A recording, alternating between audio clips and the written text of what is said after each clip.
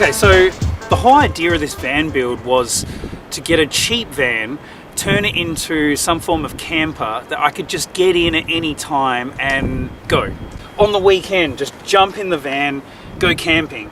If I went to someone's house and, you know, had a few too many drinks and I can't drive home, well, I can just sleep out the front in my van. You know, I'm carrying my bedroom around with me everywhere I go. So yeah, I wanted to have the bed here and the kitchen at the back. And then the kitchen at the back means that I don't need an awning. If it's ever raining and I want to cook, then I can just lift up the back door and I'm ready to go. Obviously the insulation plays a big part in comfort, but I also wanted the bed this way so I could stretch right out. I didn't want to be all cramped up. I don't want to be in the fetal position every time I'm sleeping, you know. I want to be able to just imagine I'm at home, like in my own bed. So as you can see, there's still plenty of room for my feet down here on the edge of the bed, even just to shuffle around to get through to the cooking area. A lot of our beaches here, you can just drive up alongside, and to be able to open the side door and look out is perfect. Creating this table here was actually for relaxing with the view, having a coffee in the morning. Well, actually this is for the coffee. So this here is just a bracket for our Australian water drainage downpipes from houses. So I left a good amount of leg room at the end of the bed so I can sit here with everything enclosed and cook in comfort. I have access to everything.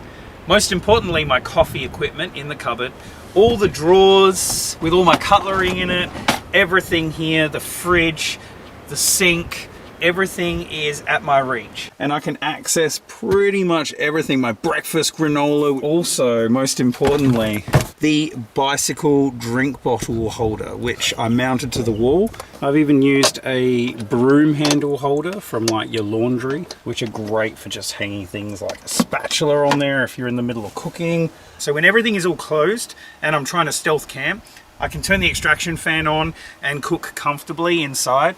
For the sink, I just cut out a bowl and put a drain in, and then as a tap, it's just a lithium battery rechargeable button that you hold in, and this comes out to become a shower if need be. So I really utilized all the space underneath the sink here. I've got my water tank, which is hospitality grade tank, so it can actually have filtered water in there. And then that obviously comes out with the tube. That becomes the shower. And then I've got the wastage bottle here with a stink trap. Also, another advantage to my design with having the kitchen at the back is if there's an emergency, I can get in and out this way. You know, it's one of those things you don't really need, but you saw it online and thought it was a good idea, so you bought it. It's a telescopic washing line. Say I've got some wet socks or some wet tea towels, I can just pull this out and then pop it over there. And it's enclosed in the cupboard, so it's all quite neat and nicely tucked away. But then this here is actually for putting your tea towels in as well. I had to leave this space with no shelving so that there was room for the fridge door to open. There's my dog. It was made for a hospitality venue that made hot dogs. It was probably made overseas and then brought here to Australia. And then, yeah, it looks very real. Basically, I managed to get my hands on it, and it's now become the mascot for my van. So with the power on the van, we wanted something that was portable and could be taken out for not just security reasons, but also if I wanted to take the power somewhere and have that maybe a party on the beach, or someone needed power and a power outage, I've got that flexibility with me. And thank you to the business Make Tech. They pretty much help with the design and the actual construction of the power source for this van. I'm using a pure sine wave inverter. And here in the Pelican case, we have four 12.8 volt, 18 amp hour lithium batteries. I'm running just a fridge, a laptop for a bit of entertainment, charging up my phone, just your basics, which is more than enough what I need. But we have room to grow with the room for a 5th or a 6th battery if needed down the track. On the roof, we're rocking two 170 watt panels, so in total 340 watts. We have a Red Arc BC-DC Core 40 in-cabin version, which charges as we drive. And once again, a big thanks to Ken from MakeTech.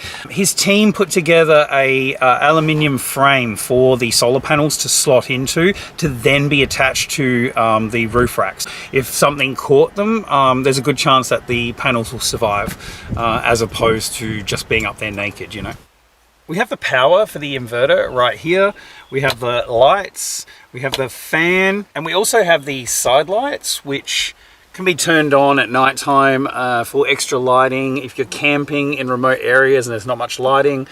If you are stuck on the side of the road and you have to change a tire at night time, then these lights definitely come in handy. So here I have the security cameras, which, as you can see, are in the bumper bar at the front, left and right of the doors. If I'm stealth camping and I want to exit the vehicle, I don't want people to see me coming out, you know. I couldn't really help the angles. I did the best I could there, but I've got it here where I've got a switch here which goes from the power to the cameras. So when I'm not actually using the cameras, I can just hit the switch and it will go to power mode. Now I know they're expensive, but I went with the Max Air Fan.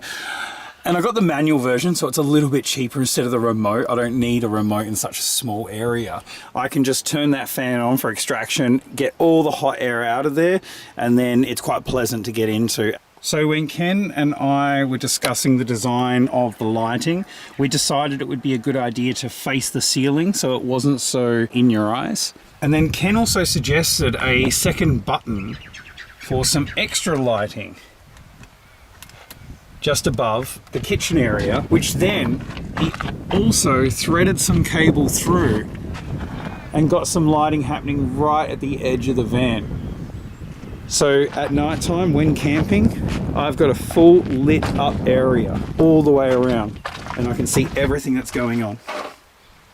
So the idea with the doorway to get in to the front cabin was for security reasons. So just say I'm sleeping and someone tries to break in, then I can just poke my head through with some scissors and go, hey, get out. If I need to get through into the cabin and drive away for whatever sort of emergency situation, then the option's there. But that's also why I designed that center console the way I did, with a bit of room for a step, so that if I need to step through, then I can without all these obstacles. So yeah, you unlatch it here and then your door just slides open, that easy. I've also made a little peephole so I can look through into the front cabin, front area as well. So I'm using one of those back of the seat organizers, but in front of the seat. Oh, I'm such a rebel. And it's been fantastic actually to put the sunscreen, the water, whatever you need in there. So we've got the bin here, which is actually a compost bin. And then you've got the cup holders, the compartments here. So it's made so it can still lift up and become the third seat if it has to. And so I didn't want too many obstacles. If you had to put your hand or your feet somewhere so you can step on through. Because I don't have access with a rearview mirror out my back window, having the reversing camera on at all times has been fantastic. What a good idea by MakeTech to put the monitor for the reverse camera behind the sun visor. So for security, I can just put it up and it's out of sight. So these hooks are up here, are good for like a shirt and whatnot. Originally these cupboards were going to be for clothing, but I've just got so much coffee equipment that that's priority, to be honest with you. And yeah, I basically made these out of core flue with some like floor trimming as the track, and they run perfectly smooth. They're really lightweight, and yeah. Okay, so when I open up the back, the first thing I do is grab this piece of pipe that I cut a slit into just to secure it from weight. So if, say, I've got a tarp on the roof and hanging down with some extra shade, then I can have weight on the door and it will stay up. This is just some loose lay vinyl that I put down, just glued it down in sections. Really easy to keep clean, just some second-hand stuff so it didn't cost me anything. Looks like some nice wood grain. Now with the step area down here, I did not need a whole step. I put some grip tape there and then sectioned off the whole other area to make it for wet shoes in winter, sandy shoes in summer. I even didn't plug these holes here so that if you were storing things like firewood or there was dirt and sand in there, it's very easily just to clean out. when I had to build the door and the trim area there, I had to leave enough room and just sort of calculate it, just sort of figure it out as I went along. Enough room for my hand to get in there to be able to actually open the door. And the table, that's quite easy to set up. The legs were actually broken, so I got it really cheap. And then basically I just mounted it to the wall. And it can go to full horizontal like this for a table for, you know, if you're eating or working on the computer or something. But it also works on an angle. It's got a few different things there. Now I've insulated the door, like it's really thick with insulation, so I thought it would be pointless to insulate everything else and then not the door, which is right near my head, right, for when I'm sleeping. So you don't want any sort of vapor barrier, like when you're building a home or a house. You need airflow when it comes to these van builds. You know, you don't want moisture to grow anywhere. That's why I've tried to leave airflow in every area I could when it comes to where the insulation is. So as you can see, there is airflow under the floor. These are the brackets, the aluminium brackets that I used to hold up the wood, but with the insulation, airflow was the key. Grooves that were already here. The grooves were already in the van. I built on top. That means for maximum airflow when the door is open underneath as well. Once again, you don't want mold in the floor. You definitely don't want mold building up in the walls.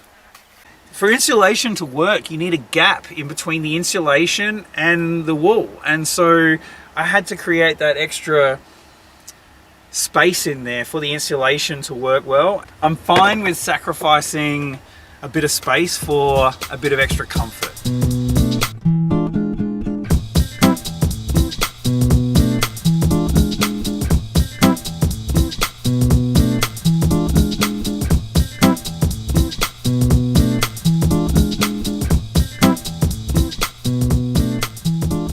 So when the back door is lifted up as the kitchen, the window actually becomes a bit of a skylight to let more light in. Under the bed is so much storage, and I've just got tubs. It's really simple. Obviously my battery pack. I've got all roadside assistance things, lighting, spare ropes. So I put guitar hooks up here, which have been fantastic to use, not just for obviously holding the guitar while I'm driving around, but also for just hanging up like a towel that needs drying, or a tea towel or clothing or anything. I utilized every little bit of space. There's just this gap behind the drawer here, and I utilized it. You never know. I thought maybe a pair of tongs need to sit there while I'm cooking. You never know. And even this storage area has a bit of bench space when the door comes down. With the storage, I've actually put all the pots and pans and things that I want to access from inside and outside the vehicle, because I have an opening on the other side to be able to access them. So if I was stealth camping and I wanted to boil some water for a coffee, I can access it from that way. I have been camping with this van so much. I have just been going at any opportunity I have. I've been getting out there, and it's been an absolute joy. The bed is so comfortable. I've been getting good night's sleep. It's been great to camp with.